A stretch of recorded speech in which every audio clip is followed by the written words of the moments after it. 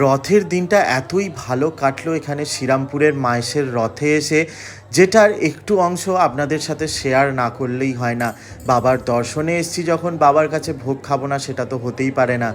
আজকের ভোগে কি আছে সেটাই আমি আপনাদের সাথে শেয়ার করছি। এখানে প্রথমেই যেটা চলে এসেছিল ভোগের খিচুড়ি, সাথে লাবড়ার আলুর দম, জাস্ট অসাধারণ ছিল স্বাদ। তারপরেই বাসন্তী পোলাও, আলুর দম আর ধোকা, এটাও জাস্ট অসাধারণ ছিল। এর সাথে ছিল পায়েস।